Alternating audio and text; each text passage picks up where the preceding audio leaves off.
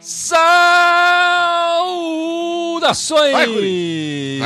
alvinegras! Esse é o podcast Irmandade Corintiana número 480. Eu sou o Guilherme, eu tô aqui com a Ana, com o Gibson e com o Dudu. Todo mundo não tá feliz, né? Ninguém tá feliz aqui. Todo mundo de cabeça pesada aqui, né, Ana? Com esse jogo na nossa casa aí contra os urubus.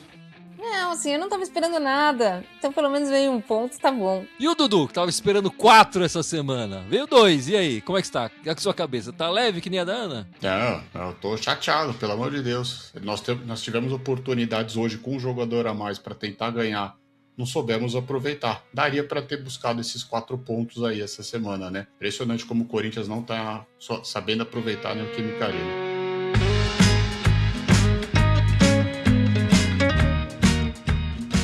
Como eu falei, né, estamos gravando esse podcast logo depois desse empate em 1-1, né, contra os Urubus Cariocas. Saímos atrás, empatamos com o Yuri Alberto no meio da semana. Empatamos em 0-0, o primeiro 0-0 ali do Campeonato Brasileiro. Tivemos essa honra, né, contra a Chape lá, fora de casa, né, com os resultados pífios dessa semana e do geral, né, dos últimos jogos do Corinthians do Brasileiro. Estamos em 11º lugar, 10 pontos em 8 jogos. Enfim, como estamos gravando e fazendo essa live logo depois do jogo, eu queria saber primeiro dos meus camaradas aí o que eles acharam da partida, do desempenho da equipe nesse jogo contra os Urubus. Ana, por favor, o seu comentário. Olha, o primeiro tempo começou ruim, começou com muitos erros individuais, erros principalmente do nosso ponto forte, que é o goleiro Urro, né? Errou numa saída de bola, eles aproveitaram. E depois disso o Flamengo botou o bonde lá atrás, o que não é comum do Flamengo, mas acho que vai ser uma nova era do Flamengo, porque estavam todos atrás da linha da bola, mesmo quando estava 1-0 com 11 jogadores, Pedro, Arrascaeta, tudo voltando para marcar.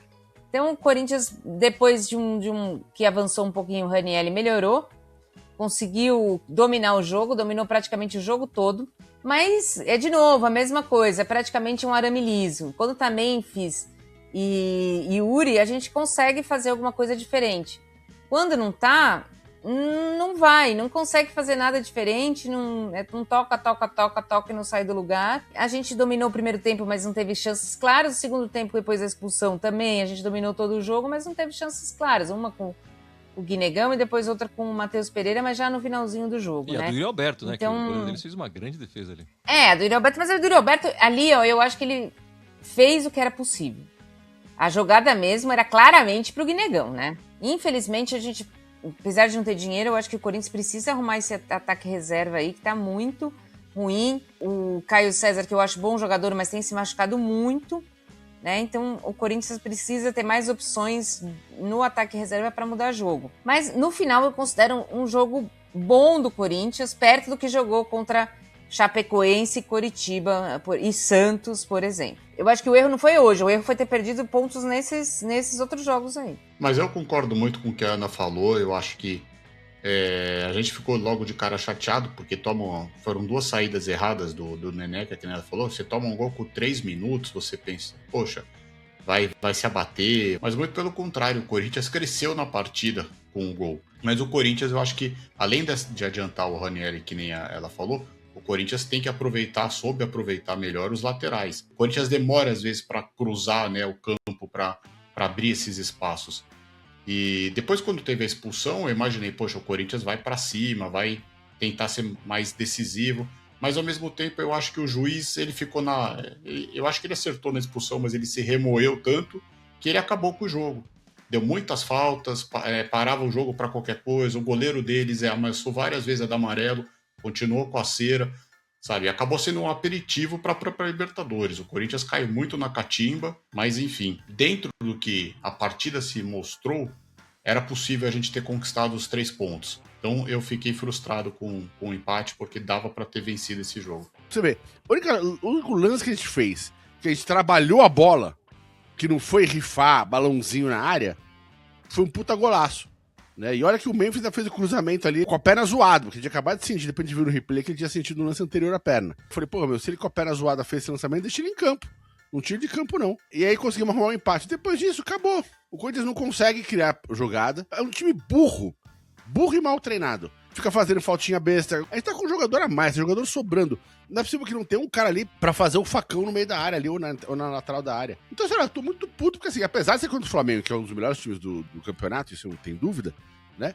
A gente tava jogando em casa, teve a cagada de jogar um tempo inteiro com uma mais e não conseguiu fazer um caralho de um gol. Né? Isso mostra o quanto esse time tá fudido. Eu não acho que ele esteja mal treinado. Eu acho. E eu já tô no Caio Dorival. Ótimo, Gibson. Sua opinião você acabou de falar. Eu penso o contrário. Eu acho que falta jogador, falta qualidade técnica.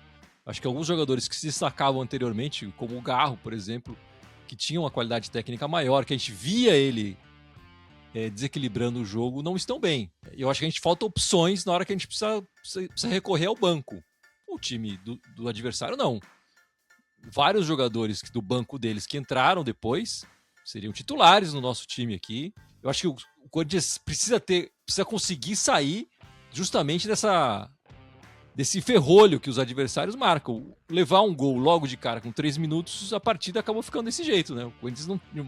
Obviamente, o adversário ia se fechar lá atrás e sair nos contra-ataques. Com a mais ou a menos, acho que a tática deles continuaria da mesma forma. E aí eu acho que faltou experiência e faltou qualidade técnica para os jogadores em campo conseguirem sair desse ferrolho ali, né? Eu acho que em vários momentos os jogadores erraram passes, como o Gibson falou, fizeram faltas bobas que prejudicaram o ataque no momento que o Corinthians estava com um a mais. E aí eu não consigo colocar a culpa no Dorival. Eu acho que ele fez as alterações necessárias e o time criou. Na verdade é que o time criou o suficiente para sair hoje vencedor, como criou também no jogo anterior da Chape, com a equipe reserva, mistão, também criou para sair vencedor. E aí a qualidade técnica dos jogadores que já foram melhores, enfim, que já mostraram mais qualidade, não conseguiu definir a partida, né? Claro que o Dorival sofre com essa falta de vitórias, e é uma coisa que eu venho falando aqui, ele tá torcendo para chegar logo na Copa do Brasil, ou num mata-mata, que é para a equipe jogar melhor e ele conseguir os resultados, né? Se a gente for lembrar o ano passado, até o fim do Brasileiro era tipo, o Dorival vai cair. Aí, como teve aquele mês ali, aquelas partidas no final da Copa do Brasil, né? Aquela mudança que teve no calendário, aí quando chegou na Copa do Brasil, a equipe deslanchou. E o Dorival tá esperando essa Copa do Brasil. Não acho que seja a culpa do treinador, mas enfim, a gente sabe que muito tempo sem vitória vai pesar mesmo. E o Gibson não é exceção, né? Muita gente tá falando que é a saída do treinador. Mas a gente vai ficar nessa história, né? No final das contas é muito mais fácil trocar o treinador do que trocar todo o elenco. Enfim, isso a gente sabe para onde a corda vai estourar. Eu não vejo esse time com uma jogada treinada zero. Não, então, zero. No ano passado o Corinthians tinha muita jogada de bola parada, né? A gente ganhou várias partidas de bola parada. Esse ano também teve umas jogadas de bola parada, que ele jogou para trás, enfim, quem que foi? Contra o próprio, na Supercopa, não foi? Que a bola foi para trás, depois foi, enfim. Esse time tem jogadas de bola. Hoje eu não sei se não conseguiram, se não fizeram, enfim. Não deu certo, é verdade, né? A gente tem que falar que não deu certo. Mas o Dorival, e ao contrário dos outros jogadores, dos outros treinadores que passaram pelo Corinthians, eu acho que o Dorival trabalhou muito mais essas jogadas ensaiadas do que os anteriores. Dudu, o penal no André, quer dizer, que não foi marcado, enfim. A gente está reclamando de pênalti, né? Você acha que foi? Você acha que não foi? Olha, na hora eu achei que foi, pelo lance do jeito que o toque na perna, como a mídia gosta muito de falar, foi aquele pênalti ou foi um pênalti? Foi um pênalti, mas foi. Eu acho que se fosse contra a gente ou contra um outro time aí, era dado certeza, sem reclamação, sem nada. E eu teria dado pênalti, eu não sei porque o VAR não interferiu, pelo menos isso, sabe? Eu acho que já que tem a ferramenta, você tem que utilizar. Ele teria que ser chamado para olhar o lance de mais perto, porque para mim foi pênalti. Para mim foi nada, zero. Se engafilhar as pernas ali, caíram. Eu acho que houve, assim, um chute ali do Ayrton Lucas no André, não o suficiente para ele cair, né? Acho que poderia ser revista ali, mas eu concordo com o Dudu, não foi um pênalti, foi um pênalti. Tem lances assim que o juiz não deu também, teve um lance que seria contra nós no jogo da Chapecoense, que eu acho que também foi pênalti e o juiz não deu. Não, esse da Chape contra a gente deu sorte ali, viu? Era pra ser chamado um Exato. VAR e era pra ser penal. Exato. Então, assim, eu acho que não dá pra ficar dependendo do juiz pra marcar um pênalti desse. Acho que a gente tinha que ter feito gol e sem isso aí, pronto. E tivemos a chance, né? Inclusive de fazer. Eu achei bastante penal, viu? Não acho que foi um penaltizinho. Eu vou discordar de todos vocês aí. Acho que foi um penal mesmo. O André, de costas pro gol, é verdade, tava armando o passe pra trás. E aí o jogador do Flamengo coloca a perna dele no meio ali e impede o jogador de fazer.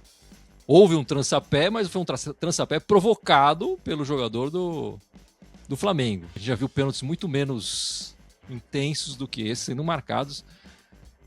Enfim, não foi marcado a penalidade a nosso favor.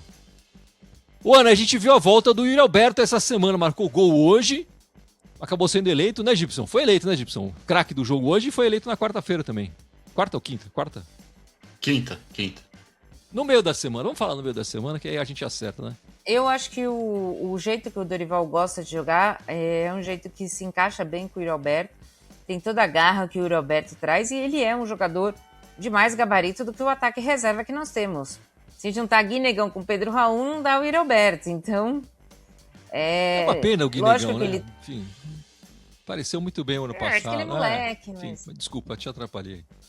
Não, imagina. Então, acho que foi ótimo a volta dele, fica ótimo, mas ao mesmo tempo o Memphis machucou hoje, né? Então, tipo, a gente acaba não tendo sossego em nenhum momento, né? Vamos ver agora se com a data FIFA os dois voltam. Mas eu gostei muito, eu acho que o Yuri Alberto trouxe pra gente uma profundidade que a gente não tinha. E como eu falei no outro podcast, eu gostaria de ver ele junto com o Caio César também, o que também não pôde acontecer hoje. Olha, pra ser bem honesto, cara, eu não achei boa a partida do Yuri. Se você tirar o gol, eu acho que ele jogou muito mal. Ele tem vontade, isso jamais dá pra dizer do Yuri Alberto. Né? Você já comentou, tem vários jogadores que estão abaixo, tecnicamente, do que já apresentaram, né? Mas pra mim o Yuri se inclui aí também. Eu acho que o lance do gol eclipsa um pouco o que foi a partida real pra mim do Yuri Alberto, enfim. Eu vou discordar bastante do Gibson. Acho que a gente viu como é que foi o nosso ataque antes da volta do Yuri, né? O Yuri melhorou muito a nossa presença ofensiva nesses dois jogos. Não saímos vitoriosos, mas eu acho que o ataque melhorou com a entrada do Yuri Alberto. E você, Dudu? No meu entendimento hoje, a gente percebe que o Yuri se dá muito bem com o Memphis, mas falta, acho que aquele companheiro. Quando não tá o Memphis, que ele infelizmente precisou sair, eu não acho que o Garro foi a melhor escolha. Eu já teria colocado o Guinegão, mesmo sabendo que ele não tá tão em alta, mas são dois atacantes. Poderia dar mais mobilidade e poderia tirar um pouco a preocupação do Yuri. Como entrou o Garro e o Yuri ficou meio isolado, ele não teve tanta parceria, não teve um cara muito do lado para chamar essa responsabilidade. Mas eu vejo ele como fundamental. Ele até é mais fundamental que o próprio Memphis. O Memphis acaba enxergando o jogo de uma outra forma, mas o Yuri, ele chuta de qualquer jeito, ele finaliza, ele vai, ele briga, ele tromba. Eu acho o Yuri Alberto fundamental no nosso time hoje, principalmente no nosso ataque. Eu acho que a fase do Guinegão fosse melhor, né? Ele ganharia essa chance. Na verdade, que o Guinegão não chegou em 2026, né? Enfim, Ana, e o Memphis? O pessoal já começou a falar que ele tá dando migué, que é pra ir pra data FIFA mais cedo. Ele vai jogar lá na seleção holandesa e não tá machucado nada. Olha, eu não acho que ele faria isso, tá? Me desculpa. Acho que isso aí é uma coisa muito leviana da gente falar. Pode até que ele esteja se poupando em alguns jogos, como foi o da Chapecoense, que você faz uma redução de carga ali, até para um tipo de gramado que não é o melhor pro Memphis, tá? Mas ele fingiu uma contusão, aí eu já acho um pouco demais, tá? É óbvio, ele nunca enganou ninguém quando ele veio pro Corinthians que ele queria jogar a Copa do Mundo. Então, assim, se ele vai se poupar um pouco para a Copa do Mundo, eu acredito que sim. Mas fingir uma lesão, acho que é um pouco demais. Eu não tenho notícia de que ele tenha feito isso aqui em alguma oportunidade, né? O Dorival, inclusive, falou que no jogo passado ele estava sentindo dores no joelho e tal. Por isso que ele não levou ele pra Chapecó, né? A torcida do Corinthians não tem muito que... Pode reclamar do desempenho dele em campo às vezes, né? Mas de estar presente em partidas não tem do que reclamar. Ele tem jogado muito mais no Corinthians do que nos times que ele jogou anteriormente, né? Então, também não vejo ele fingindo uma contusão, ainda mais tão cedo no jogo, logo depois de ter marcado o gol de empate. Enfim, para mim não faz muito sentido, não. Ô Gibson, e o Caio César, hein? De novo fora, ele teve aquele momento interessante na semana passada e nessa semana fora completamente dos 2 jogos. Eu tô sentindo que ele tá meio frágil, um jogador meio... Talvez seja um jogador para entrar nos jogos e não de começar as partidas, enfim. Oficialmente aqui ele sofreu uma inflamação perfibrótica na área acometida da lesão do músculo posterior da coxa direita, que o atleta se recuperou recentemente. Ele tinha sofrido uma lesão recente, ele sofreu outra inflamação perfibrótica de novo na mesma área. A Ana vai explicar isso depois. Mas fala aí, Gibson, o que você... Cara, não dá nem pra saber o que falar do cara, porque o cara, ele jogou um pouquinho, foi legal e saiu. E acabou. Essa é a história que temos dele, é o histórico inteiro que temos dele. Tipo, eu não sei o que é essa inflamação. Essa inflamação me parece ser uma coisa que acontece no meio da partida, sabe? Pra mim, como não médico, inflamação é uma coisa que aparece em outro lugar. Já vem de antes, tem outra causa. Não é pra saber o que tá acontecendo com o cara. Nego machuca, volta, joga 3 partidas, machuca de novo. Tem coisa errada nessa história, né? Pode explicar essa contusão, Ana? Você que é a doutora aqui. Então, pelo que eu entendi, provavelmente ele teve uma lesão, né, e fez uma fibrose, e essa fibrose inflamou quando ele foi jogar. Pode acontecer? Pode, tá? Isso aí é uma coisa que pode acontecer mesmo. Se fez a fibrose, essa fibrose inflamou. Só que, tipo, né, é um pouco demais. Eu acho que tá faltando, um pouco de... Sabe, lembra do Pedrinho, que precisava ter um pouco mais de músculo? Eu acho que é isso que tá faltando pro Caio César nesse momento.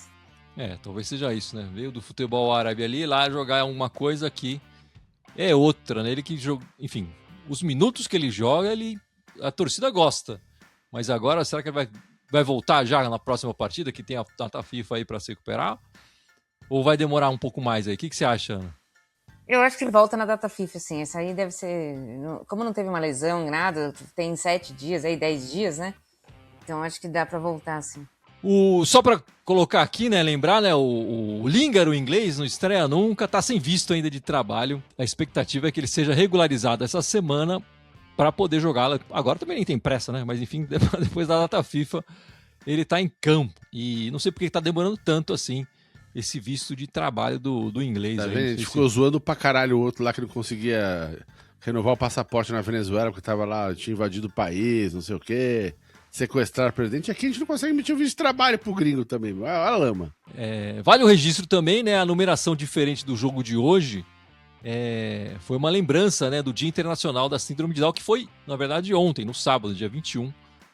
Teve essa tipografia especial usada e alguns clubes tiveram essa iniciativa, enfim, foram colocados nessa campanha. Aí o Barcelona, o River Plate e o Porto também fizeram parte dessa lembrança do Dia Internacional da Síndrome de Down para tornar a situação visível, né, das crianças com síndrome de Down. Só campeões do mundo fizeram isso, né, Gui? Então... O Timão Dados aí trouxe a informação, Ana, o Yuri Alberto com 50 gols com esse gol de hoje na Neoquímica Arena, né? No primeiro tempo ele marcou 23 gols com o de hoje, no segundo tempo ele marcou 27 gols. Agora, quantos gols você acha que ele marcou na Norte, quantos gols ele marcou na Sul? Ele marcou 30 gols na Sul e o resto na Norte. O Yuri Alberto é democrático, marcou 25 de cada lado. E Gibson, quantos gols você acha que ele marcou dentro da área e quantos gols ele marcou fora da área? Eu apostaria que 95% dentro da área, e desses 95%... Não, mas 95% de 50 é quanto? Fala um número aí, pô. Fácil, vai. 45 dentro da área e 5 de fora, vai. E desses 45 eu ainda chutaria que, sei lá, uns 25 dentro da pequena área. Na pequena área não tem a informação, mas são 48 dentro da área e apenas 2 de fora da área. E Dudu, quantos gols ele marcou com o pé direito e quantos gols ele marcou com o pé esquerdo? Dos 50? Tem de gol de cabeça também, enfim, né? Então, só pra você colocar aí na conta, eu não tô perguntando de cabeça, de pé esquerdo e pé direito. Eu vou arriscar 37 de pé direito, 6 de pé esquerdo. Não, ele bate melhor de pé esquerdo do que você imaginou. 22 de pé direito, 16 de pé esquerdo, 11 de cabeça e 1 de costas. E o Yuri Alberto marcou, sendo 49 jogos que ele entrou como titular e apenas um que ele marcou entrando de reserva, né? Essa semana teve a convocação para a última data FIFA antes da Copa do Mundo, Ana. Hugo Souza, de início, estava de fora, mas aí o Alisson se contundiu e o Hugo Souza, nosso goleiro, foi convocado. Agora, fica a pergunta, Ana. O Alisson tem sido o titular do Ancelotti, né? Acho que quase todos os jogos. Você vê aqueles amistosos contra a Coreia e Japão que ele fez o teste ali e tal. E, inclusive, anunciou que varia o teste, né? Provavelmente ele ia colocar contra a França e Croácia o Alisson de novo. Agora, sem o Alisson, quem é que vai jogar nesse gol titular aí do Brasil? Pra mim era simples. A gente tem 2 amistosos, certo? Qual é a dúvida dele? Bento e Hugo? Bento e Hugo.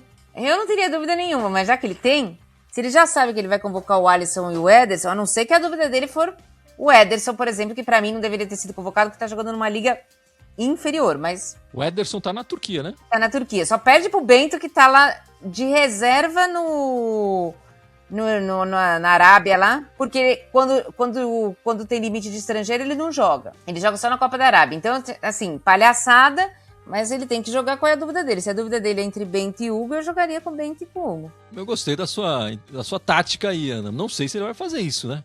O amistoso, Dudu, aí contra a França vai ser na quinta-feira, né, dia 26, e contra a Croácia na terça-feira, dia 31. Eu venho falando aqui que eu acho que dos goleiros, que ele estava na dúvida, o Hugo Souza é o que está tendo o maior destaque. Pelas defesas, pelos pênaltis, enfim, até pelos títulos, né? Eu acho que o Alisson está convocado, eu concordo com o que a Ana falou. A dúvida, na verdade, seria entre o Bento e o Neneca, mas eu acho que a dúvida não era para ter essa dúvida. Eu acredito que os 3 goleiros seriam o Alisson, o Bento e o Hugo Souza. Já que o Ederson entrou na parada agora, eu preciso ver o que ele vai fazer. Eu acho que vai acabar jogando o Ederson um jogo, se é que não vão ser os 2 jogos, e aí precisaria ver, porque naquelas partidas lá, que o Hugo Souza e o Bento jogaram, o Ederson estava machucado. Só que o Bento pegou um adversário teoricamente mais fácil com o time titular. O Neneca pegou um adversário mais difícil, com o time inteiro reserva. Então eu acho que ele teria que dar essa chance pro nosso goleiro.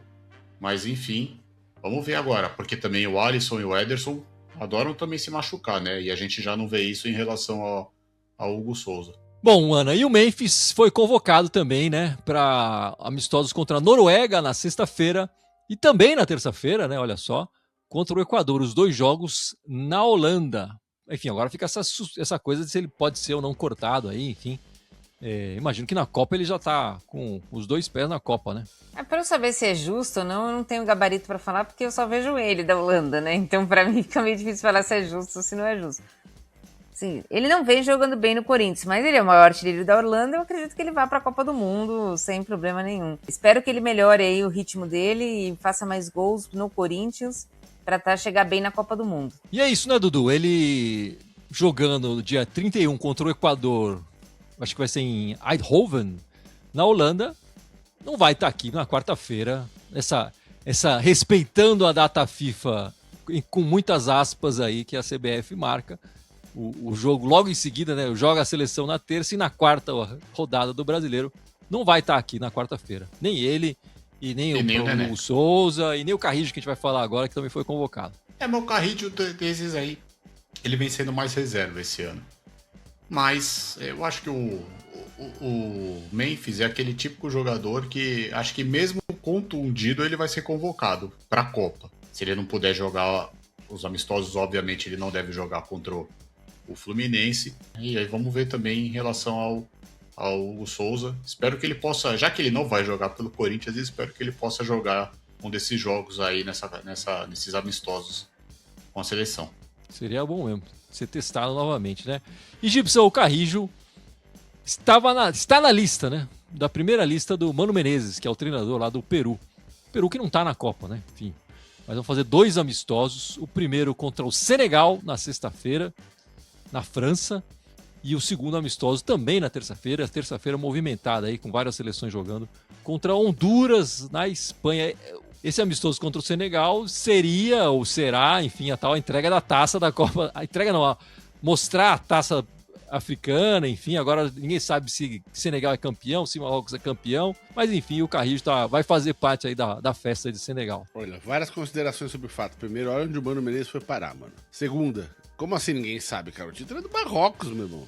De qualquer maneira, eu espero que o Carrinho se divirta lá, né? Vai ser um bom turismo pra ele lá. Dar um rolezinho na França. Não, ele não tem nada a ver com se vai ter festa ou não vai ter festa. Pois é, então. Tô falando, vai lá se diverte, vai curtir lá a França, mano. Vai aproveitar a vida, porra. Não vale nada, não vai pra Copa, foda-se, vai dar um rolê.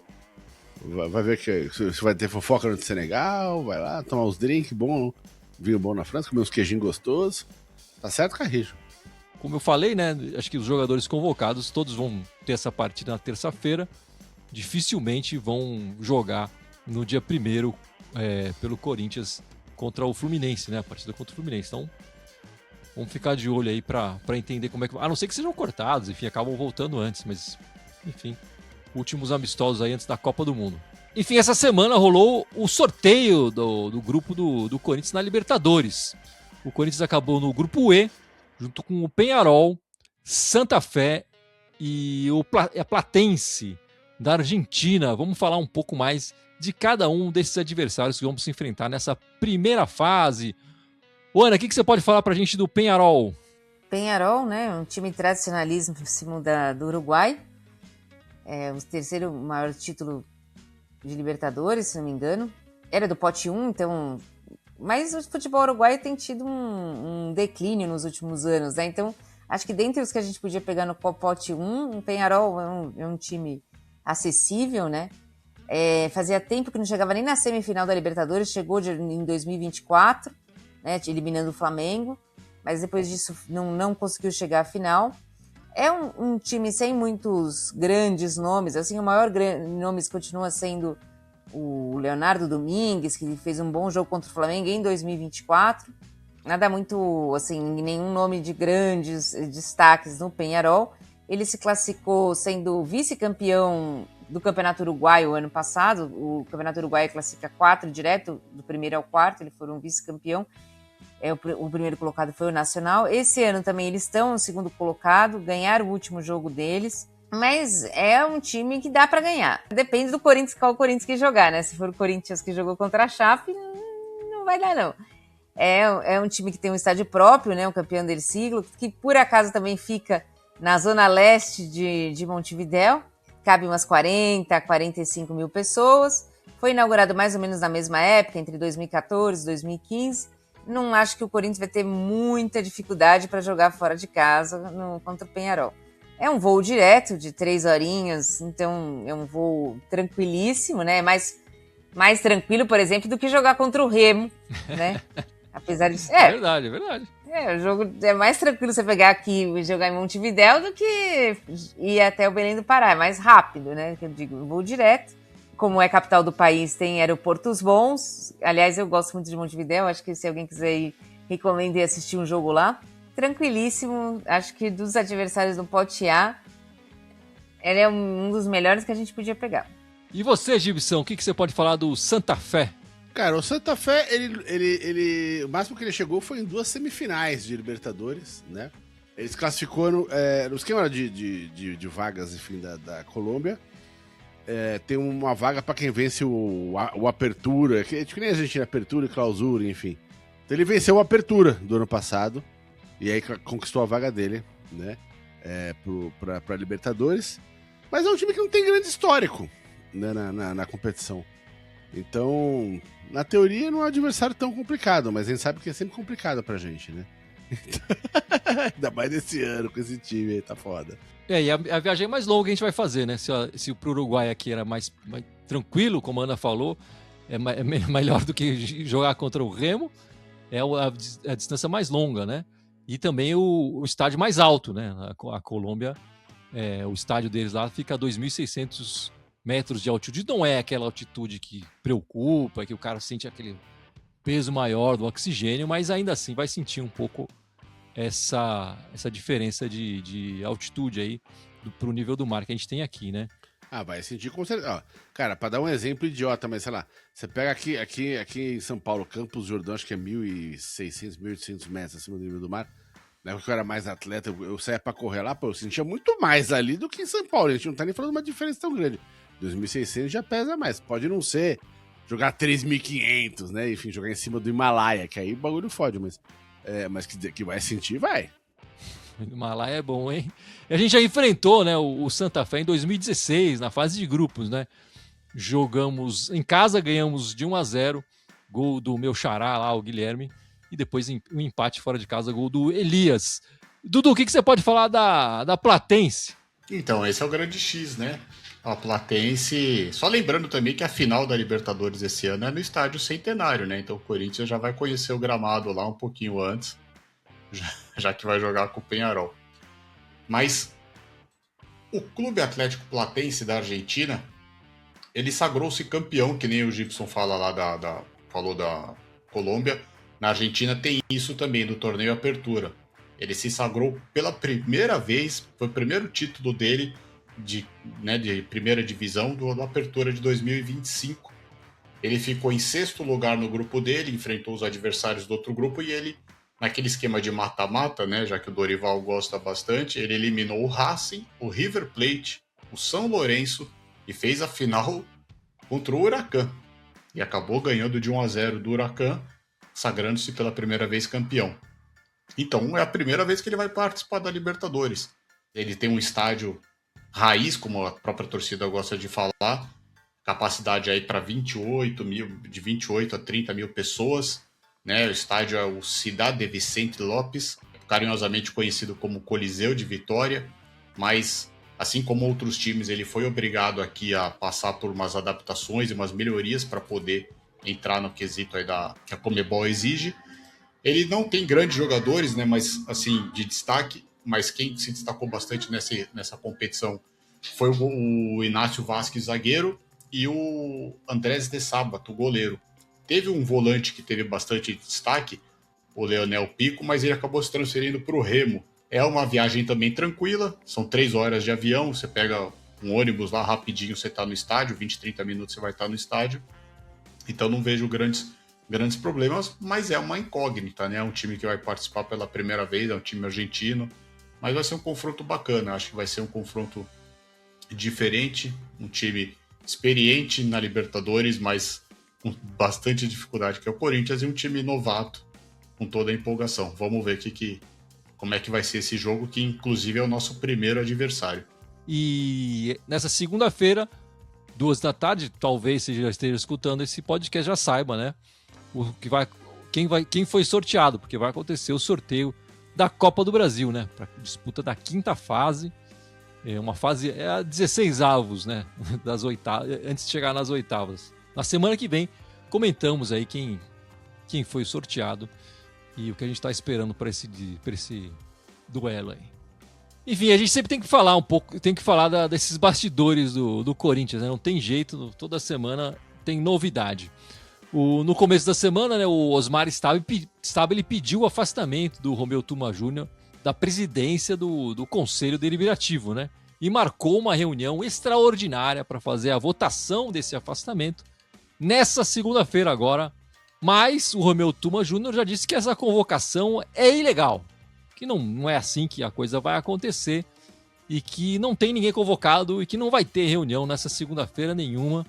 A próxima reunião é só daqui a uns dias e isso não estará na pauta da próxima reunião. Enfim, quem manda mais, Gibson? É o Romeu Tuma Júnior ou o Osmar Stabile? Quem manda mais é a zona que é esse time, né? Esse clube, né? Porque puta que pariu.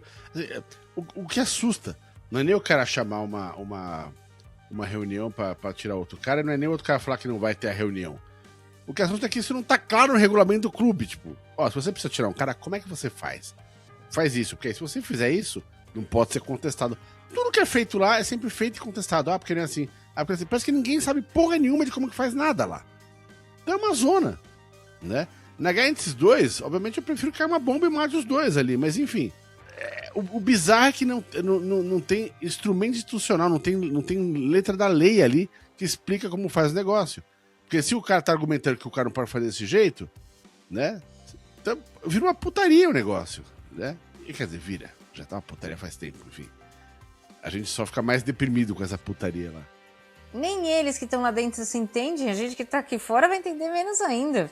É o que o Gibson acabou de falar, o regulamento é feito para ser contestado. Já é um regulamento feito para não ser objetivo, já é um regulamento feito para ser contestado e para que ninguém consiga sair de lá. Eles não querem que ninguém seja expulso, então não é uma coisa clara mesmo. A gente que tá do lado de fora, o que a gente sempre fala, quer mais o bem do clube do que o pessoal que tá lá dentro. Cada dia que passa, o Corinthians perde tempo, tá ficando cada vez mais obsoleto, cada vez mais atrasado com tudo isso aí. E os maiores prejudicados somos nós, torcedor do Corinthians, que quer o bem do clube. Enquanto os outros que não querem o bem do clube continuam lá como se não tivesse acontecendo nada. E, meus amigos, mais um movimento aqui de fora para dentro do clube, né? Começa a se formar. É um movimento de redemocratização do Corinthians. Eles fizeram uma live no meu timão com o Vessone esses dias atrás. E o movimento é encabeçado pelo publicitário Eco Moliterno. E está contando com a ajuda do Juca Kfouri, especialmente nessa divulgação. A ideia deles é juntar 77 formidáveis corintianos ali e criar uma constituinte corintiana. Obviamente, essa constituinte corintiana feita fora do clube não tem poder sobre o que acontece no associativo, mas daria um recado e daria uma baliza, talvez, para os próximos administradores do clube. Quem sabe aí até trazendo num futuro próximo essa constituinte para dentro do clube, né? E vai acontecer a primeira reunião, que é aberta, todo mundo pode ir lá participar, nessa quarta-feira, dia 25 de março, 10 da manhã, no Tucarena, que é o teatro do Tuca, ali o teatro da PUC, né? A Universidade da PUC, ali nas Perdizes, zona oeste de São Paulo, na Rua Bartira 347. Pelo que eu entendi, já está confirmada a presença do Casagrande, né? Hoje comentarista, mas enfim, jogador do clube, o Vladimir, o filho do Sócrates, o Sócrates Júnior, o Homero Oliveto, que é o filho do Washington Oliveto, o Chico Malfitani, um dos fundadores da Gaviões, né? O Basílio Pé de Anjo também disse que estará lá. A Alessandra Negrini, também atriz conhecida, corintianíssima, disse que também estará lá. O Rapping Hood marcou presença, Heródoto Barbeiro e o Celso Unzetti, que fez o almanaque do Corinthians, o jornalista historiador. É isso, né, Ana? Mais uma iniciativa de fora para dentro do clube, né? Não tem como um movimento desse surgir dentro do associativo, eu imagino, né? Não, isso não tem condição, não, a gente não espera alguma coisa... A gente não espera nada, na verdade, do associativo. Mas isso também me mostra o quanto tá ruim, né? Quando pessoas ficam tão de saco cheio que se juntam, apesar dos seus afazeres, para tentar salvar o clube de futebol que eles amam, tá mostrando o quanto tá ruim. Não é só dentro das quatro linhas. Se fosse só dentro das quatro linhas, nada disso estaria acontecendo. Então a gente vem aqui, fala que empatou, fala que não conseguiu. Não, e dentro das quatro linhas está até melhor, muito melhor do que fora dela. Exato. Né? Mas não é a nossa maior preocupação. Apesar de deveria ser a nossa maior preocupação, como o Corinthians está jogando bola, mas não é. Infelizmente, é como o Corinthians está sendo mal administrado, é a nossa maior preocupação. O Corinthians não consegue evoluir de maneira nenhuma para alguma coisa boa. É sempre briga, sempre discussões e não tem conversa, não tem evolução. Acho ótimo que tenha pessoas com autonomia, mas o quanto isso vai ser verdadeiramente utilizado dentro do Corinthians? Eu acho que muito pouco. Porque daqui a pouco nós vamos falar que nós vamos precisar dar um golpe no Corinthians e tomar o poder do clube associativo. Porque não estou vendo outra maneira, né? Tipo, de fora para dentro, ok. Mas quanto isso vai ser utilizado? Nada, zero. Então, Gibson, você acha que esse movimento vai ter força para penetrar ali nessa cascadura do Parque São Jorge? Não. Eu acho legal a iniciativa. Não tô falando que eu não acho legal a iniciativa. Mas, daí a ter uma reverberação real dentro do clube, difícil, hein? Lá a carapuça nunca serve pra ninguém. E você, Dudu, como é que tá vendo esse movimento? Você vai lá quarta-feira? Putz, olha, eu adoraria. Infelizmente, por questões do trabalho, não vou poder. Eu não sei se também isso vai ser aproveitado, que falo, mas o que eu acho bacana que é o seguinte, eles estão tentando bater nessa bolha, cada um de um lado. Veio de um lado a Safiel, agora de repente é esse movimento. Com certeza outros movimentos de fora para dentro devem surgir, podem surgir ou vão abraçar essa questão. E vai cada um batendo de um lado na bolha. Essa bolha lá dentro, uma hora vai ter que quebrar, vai ter que estourar. Eles têm, acho que, capacidade e conhecimento para poder tentar fazer com que o Corinthians saia disso aí, para que o Corinthians fique melhor. É isso, achei uma iniciativa interessante a ideia de retomar o mote, né, da democracia corintiana e fazer essa redemocratização que a gente está vendo que o associativo está muito, muito parado, muito devagar, não está se mexendo e está enchendo o saco de todo torcedor corintiano. Então espero que saiam boas ideias aí dessa Constituição corintiana. O feminino, mano, o feminino vai jogar nessa segunda-feira, né? Vai jogar nessa segunda-feira na Neoquímica Arena, Corinthians e América Mineiro, vai ter transmissão do Sport TV, mas quem puder ir lá prestigiar o jogo vai ser bem legal. Acho que o Corinthians vai vir com uma postura diferente, já treinando com a Emily, com todo mundo, né? Assim espero. A torcida do Corinthians está esperando agora uma nova maneira de jogar, uma reviravolta desse time feminino. Então acho que tudo isso tem que começar amanhã já, para a gente voltar a pontuar e participar da zona de classificação. E é só esse jogo essa semana? Só esse jogo? Não. Sexta-feira. Não. Joga com o Botafogo. Mas é fora de casa. Mas são 2 jogos essa semana que o Corinthians tem grandes chances de pontuar para poder recuperar e ficar na zona de classificação e dar mais tranquilidade. A gente sabe que é só um jogo, é só o começo, mas a Emily precisa dessa tranquilidade para que o futebol do Corinthians feminino volte a ser alegre, volte a fluir e que a gente possa conquistar títulos esse ano ainda. E tava aquela história do Parque São Jorge, lá da Fazendinha, receber jogos noturnos. Eles estão liberados já ou ainda não recebeu o aval? Ainda não recebeu o aval, mas já terminou a implantação do novo sistema de iluminação. Acho que para o próximo jogo do Corinthians feminino já deve estar liberado. É isso, os próximos jogos do Corinthians, né? A gente falou um pouco do Fluminense, né? Fora de casa na quarta-feira, dia 1º de abril, no dia da mentira. E contra o DVD, lá do Sul, na Neoquímica Arena, no domingo, dia 5 de abril. Então, mas essas partidas a gente vai comentar na semana que vem. E a gente vai falar bastante das brabas também, enfim, do jogo da seleção. E como é que foram os outros corintianos convocados ali. Certo?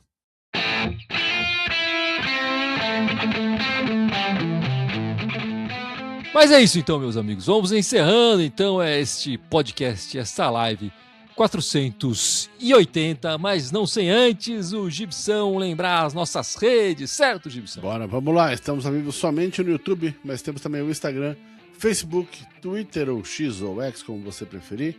O SoundCloud, iTunes, Deezer, Spotify, TikTok e Blue Sky. Todos eles em mandarem continuar com TH, só no Twitter e no Blue Sky querem mandar Timão.